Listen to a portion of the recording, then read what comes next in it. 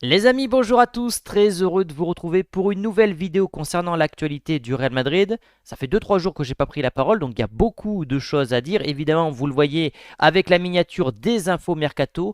On parlera économie Real Madrid. Il y a 2-3 infos qui sont sorties qui m'ont beaucoup plu. Vous pouvez retrouver ça sur notamment Facebook. J'ai partagé les infos là-bas. Et on parlera également un petit peu people, closer, je sais pas comment on dit, avec les vacances des joueurs du Real Madrid. On commence avec évidemment l'anniversaire d'Hendry qui vient donc d'être majeur, 18 ans, première saison pas décevante, mais en fait on l'a pas beaucoup vu jouer, même si à 37 matchs joués, finalement ce sont plutôt des bouts de match que des matchs. 7 buts, dont la plupart qui ont été inscrits d'ailleurs en Copa del Rey, une assist. Je serais d'ailleurs d'avis à ce qu'il soit prêté dans un club espagnol plutôt que d'être à nouveau remplaçant la saison prochaine, d'autant plus que Gonzalo Garcia, avec sa Coupe du Monde des clubs, risque d'avoir plus de temps de jeu que le Brésilien. Donc voilà, moi je serais d'avis à ce qu'il soit prêté dans un club de Liga pour qu'il s'aguerrisse et qu'il gagne tout simplement du temps de jeu.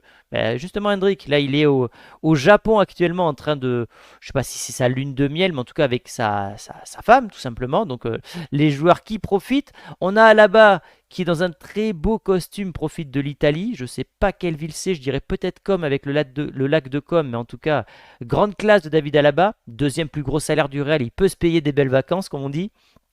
Et il y avait également, pas l'anniversaire, le mariage de Militao, avec notamment la présence de Camavinga, de Vinicius et également de Rodrigo. Voilà, donc les joueurs madrilènes qui profitent actuellement, tandis que le Kicks, lui, fait du sport et fait du paddle. Et il y a un truc qui m'a marqué sur les photos, il fait également du basket, c'est qu'il est gaucher. Il est gaucher au niveau de la main et droitier au niveau du pied.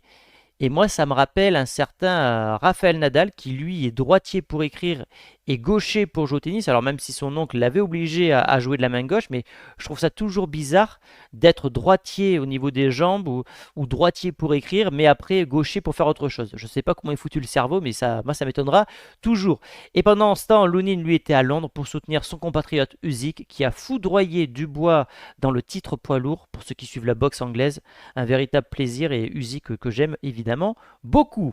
On arrive donc sur l'actualité du Real avec Vinicius. Ben voilà, ça fait 7 ans que Vinicius est arrivé au club. 106 buts, meilleur buteur brésilien de l'histoire du Real Madrid, 83 passes D, 14 trophées à seulement 25 ans. On espère que l'aventure continuera le plus longtemps possible, même si les dernières rumeurs avec cette Arabie Saoudite, ce fameux serpent de mer, peuvent laisser penser que dans un avenir à moyen long terme, ce dernier puisse rejoindre à un moment l'Arabie Saoudite. En tout cas, moi j'espère qu'il va continuer son aventure du côté de la Casablanca. Pérez, ça fait 25 ans qu'il est président du Real Madrid, le GOAT. Le GOAT, pourquoi? Parce qu'on va arriver dans l'économie justement du Real. 260 millions d'euros. Le club génère 260 millions d'euros par an grâce à ses partenariats maillots.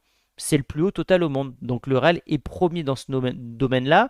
Donc c'est divisé en trois ce deal. Il y a tout d'abord Adidas qui verse au Real 120 millions, Fly Emirates 70 millions et HP, la marque informatique, 70 millions, c'est énorme, 260 millions par an. Le Real qui bosse bien, on sait que les finances sont parfaites, on en avait parlé dans la dernière vidéo. Et ça, pour le coup, c'est la réussite de Florentino Pérez. Je le critique pour l'affaire Mbappé, parce que selon moi, Mbappé ne devait pas venir au club. Maintenant qu'il est là, il faut trouver un moyen de le faire jouer et de le faire cohabiter du mieux possible. Mais selon moi, il n'était pas nécessaire au moment où il arrive. Mais d'un point de vue économique, d'un point de vue stratégique, le boulot réalisé par Florentino Pérez est absolument remarquable. D'autant plus qu'on l'a appris, de 2020 à 2025, le Real n'a dépensé que 300 millions d'euros en transfert, ce qui classe le club au 39e rang des clubs les plus dépensiers. Là où on a tendance à dire que le Real est le club ou un des clubs les plus riches, donc un des clubs qui dépense le plus, c'est un faux parallèle. Le Real ne dépense pas forcément beaucoup, 39e au rang des clubs les plus dépensiers.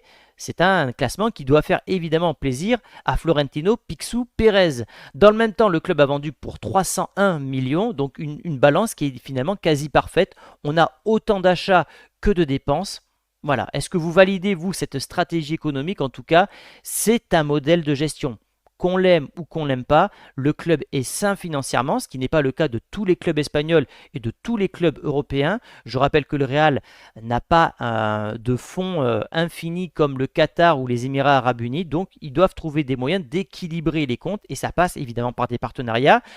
On avait parlé il y a quelque temps de l'accord avec Louis Vuitton qui va venir finalement rajouter aussi de l'argent dans les caisses du Real Madrid. Je crois que de mémoire, c'est un deal qui doit être entre 7 et 10 millions d'euros. Je peux me tromper, mais il me semble que c'est ça. Et c'est toujours un lien supplémentaire entre la France et le Real Madrid. On sait que le club a beaucoup de joueurs français, cible deux nouveaux joueurs français, on le sait, Konaté et Saliba, et donc en partenariat avec Louis Vuitton, la marque numéro 1 de la France. Donc voilà, il y a un vrai lien d'affiliation entre la France et le Real Madrid, et ça continue avec Louis Vuitton. Donc entre les dépenses et les achats, et finalement tous les partenariats bien réfléchis de la part du Real, on a un club qui est très sain financièrement et je ne compte pas évidemment tous les sous générés par évidemment le Santiago Bernabéu.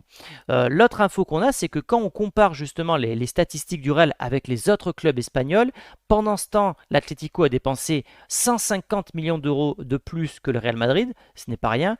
Et le Barça, et c'est As qui nous l'apprend, a dépensé 431 millions d'euros malgré sa mauvaise situation financière.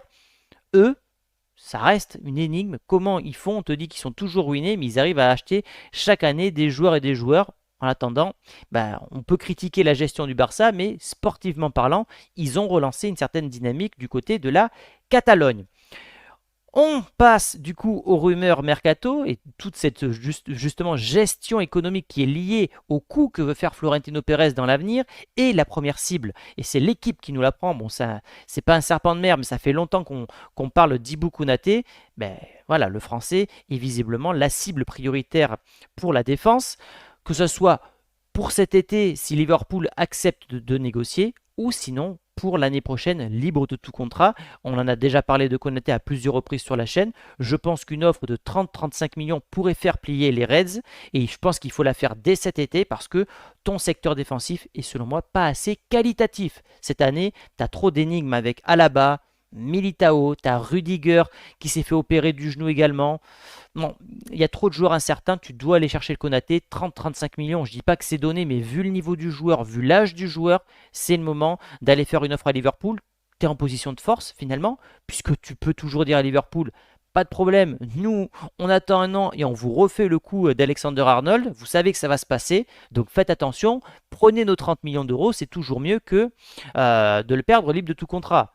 Ceux qui veulent défendre Liverpool vont dire qu'ils n'ont pas besoin d'argent. C'est pas faux vu le mercato absolument monstrueux qu'ils font. Et d'ailleurs, je pense que j'en parlerai sur le vestiaire très prochainement. Et du coup, si Konaté venait à signer au Real cet été, ça pourrait donner ce 11. Voilà, ce 11 absolument extraordinaire qui ressemblerait plus finalement à un 3-5-2 plutôt qu'un 3-4-3. Courtois dans les cages, Huysen, Tchouaméni, Konaté. Alors Tchouaméni qui peut être remplacé par Rudiger si ce dernier est en forme. Mais la défense a de la gueule et dans cette défense à 3, Tchouaméni, je le trouve beaucoup plus fluide, beaucoup plus relâché. Ce milieu à 4, même s'il y a des pistons que sont Alexander Arnold et Carreras, Bellingham, Valverde, avec Güler en numéro 10. Et donc deux pointes, deux flèches qui j'espère vont arriver à combiner enfin cette saison. Vinicius et Kylian Mbappé. Dans les autres rumeurs transferts que nous partage l'équipe, on a évidemment l'info Saliba. Saliba plus compliqué à faire venir parce qu'il a un contrat de 2 ans. La fin de contrat de Saliba, c'est 2027. Aujourd'hui, j'ai pas sa valeur marchande de tête, mais je pense que c'est un joueur qui vaut entre 80 et 100 millions d'euros. Arsenal, ils sont dans un projet très ambitieux. Ils veulent faire venir Gyökeres. Alors je ne sais pas si ça va se faire. Ils ont fait venir Zubimendi. Ils veulent arracher finalement cette première ligue qui leur fuit depuis, on va dire, 3 ans, où ce sont finalement les poulies d'or de la première ligue en terminant tout le temps deuxième. Donc je ne vois pas Arsenal lâcher de suite Saliba. Peut-être l'année prochaine s'il est à 1 an de la fin de son contrat. Pour cet été, je n'y crois pas du tout, les amis. Concernant le milieu de terrain, on a des noms qui sortent que le Real Madrid cible. C'est As qui nous en informe. Et on verra après parce qu'il y a une autre info qui est sortie par les médias catalans. Donc il y a 3 milieux qui sont ciblés plus un quatrième. Donc Nicolo Barella, l'un de mes favoris, j'en ai beaucoup parlé sur la chaîne, avec l'Inter. L'Inter, j'ai pas les infos, mais situation économique difficile visiblement, la fin d'un cycle avec 2 finales de Ligue des Champions perdues, et peut-être que ce dernier, qui était d'ailleurs une cible de la part de Carlo Ancelotti, voudra aussi changer d'air parce qu'il peut-être qu'il estime avoir fait le tour du côté du club Nerazzurri. Barella, j'aime bien. Enzo Fernandez et McAllister, je trouve pas que c'est des milieux. Alors c'est des très bons milieux, mais c'est pas des milieux comme à l'époque Zidane, Figo, Modric, Kroos. Je les mets une catégorie en dessous. Barella, profil un petit peu Valverde. Est-ce qu'on a réellement besoin d'un autre joueur box-to-box? Pas forcément, après tout dépend du prix, hein. Je parle toujours d'opportunité de marché. Si demain l'Inter en crise financière met en vente Barella à 50 millions d'euros ou 60 millions d'euros, je n'ai pas sa valeur marchande en tête, bien sûr qu'il faut foncer sur l'Italien parce que ça reste un profil qui est quand même plus fin techniquement que Valverde. Enzo Fernandez, pour moi, il n'y a aucun monde où il quitte Chelsea. Chelsea, ils viennent d'être champions du monde. Ils ont l'ambition de retrouver le titre très rapidement en Première Ligue. L'investisseur américain est très ambitieux. Ils sont quatrième de Première Ligue l'an passé, donc ils sont en Champions League cette année. Pour le coup, Enzo Fernandez, vu la durée de son contrat, c'est un joueur qui vaut au bas mot 100-110 millions d'euros intouchable. McAllister, pour moi, c'est la même chose. Gros contrat avec Liverpool. Liverpool, ils sont en train de faire une team incroyable avec Wirtz, Frimpong, Kerkez, Ekitike. Wow, ils vont être monstrueux, Liverpool. Donc pour moi, il n'y a aucun monde finalement où Enzo Fernandez et McAllister quittent leur club respectif. D'autant plus que la durée de contrat ne permet pas d'avoir un moyen de pression sur ces clubs-là. Barella, c'est possible, mais visiblement, la piste prioritaire du Real Madrid, et pour le coup, je les rejoins, c'est Rodri. Rodri, fin de contrat 2027, comme Saliba. Donc ça, c'est As qui nous l'informe. Il y a même le média catalan Sport qui confirme cette information. Le Real veut le recruter l'année prochaine, donc à 1 an de la fin du contrat de l'Espagnol, ou libre en 2027. Attention, il a quand même 28 ans. 28 ans, ce n'est pas vieux. Modric est arrivé, je crois, d'ailleurs à 28 ans du côté du Real Madrid, ou 27 ans, quelque chose comme ça. Joueur qui correspond évidemment à la nouvelle politique du Real et surtout à la politique de Florentino Pérez d'avoir ce côté un peu galactique, même si c'est pas un galactique, mais il est ballon d'or, donc indirectement il est aussi galactique. C'est le meilleur à son poste. Il est incroyable. Pour moi, il ne méritait pas le ballon d'or, mais ça reste quand même la référence à son poste. Pour moi, c'est une version de Busquets améliorée, une version de Busquets 2.0, aussi fin techniquement, aussi intelligent, le cerveau de ses équipes, mais en plus de ça, avec le bagage physique que n'avait pas un Sergio Busquets. Donc oui, évidemment, mais l'interrogation, c'est qu'il revient des croisés, qu'il a éloigné des terrains pendant 1 an. Il y a tellement d'exemples dans le football qui nous ont montré qu'il y a un avant, un après. Au Real, on a eu Jessé, on a eu Asensio. On va sûrement le découvrir avec Militao, on le voit avec Alaba. C'est très très difficile de revenir des croisés. Et l'exemple ultime des croisés, c'est Ronaldo Nazario. Avant, après. Donc Rodri, peut-être qu'il ne retrouvera jamais son niveau ballon d'or. Est-ce que ça vaut le coup de l'acheter et de dépenser une fortune pour City? Non. Si tu peux avoir Rodri l'année prochaine pour 40 millions ou dans 2 ans libre de tout contrat à 30 ans, ok, moi ça me va. Et j'ai la sensation que ce mec-là viendra un jour ou l'autre du côté du Real Madrid. Je peux me tromper. Ça reste un joueur exceptionnel à son poste-là. Maintenant, comme je vous l'ai dit, la seule interrogation que j'ai, c'est comment il va se remettre de son physique. Voilà. Maintenant, parmi tous les joueurs ciblés, lui j'y crois pour le coup. Enzo Fernandez et McAllister, je n'y crois pas. Barella, ok, si opportunité de marché, mais j'ai pas l'impression qu'il correspond à un profil manquant actuellement du côté du Real Madrid. Saliba, ça me paraît trop tôt, sauf si tu peux faire un espèce de deal avec Rodrigo, mais même ça, j'y crois pas beaucoup finalement. Et après Konaté, c'est peut-être le transfert le plus chaud, ou en tout cas le transfert qui a le plus de probabilité à mes yeux de se réaliser cet été. Est-ce que le Real ira dessus?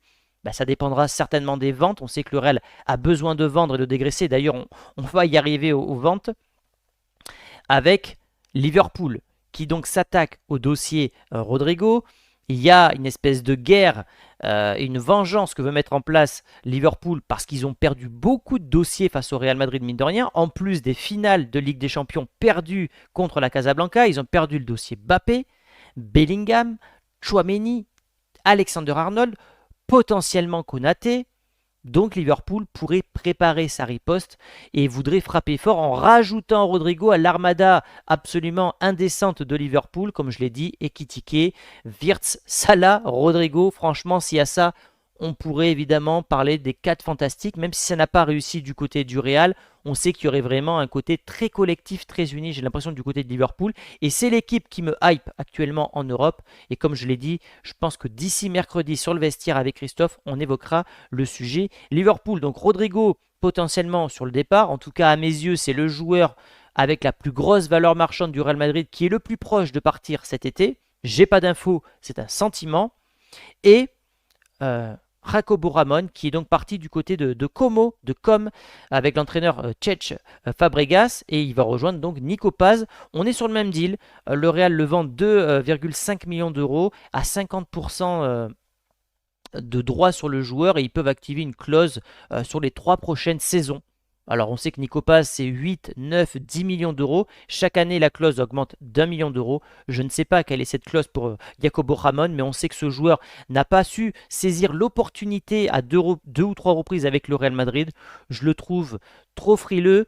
Il supporte pas bien la pression, donc je pense que de gagner une expérience du côté de l'Italie dans un club beaucoup moins huppé, ça ne pourra lui faire que du bien. Et si ce dernier venait à exploser, ce que je lui souhaite évidemment, eh bien, le Real pourrait alors s'aligner sur l'ancien joueur du Castilla. Voilà les amis pour les informations que je pouvais vous donner aujourd'hui concernant l'actualité du Real Madrid. 6 joueurs, si on compte ceux de cet été et ceux qui sont ciblés également pour la saison prochaine. Donnez-moi votre joueur que vous voulez absolument recruter cet été. Et nous les amis, on se retrouve quand il y aura de l'actu, soit demain, soit après-demain, soit ce soir s'il y a une bombe, sachant que la reprise du Real d'entraînement, je crois que c'est dans 15 jours. Donc bon, on a encore de quoi meubler les amis. Je vous dis à très vite. Ciao.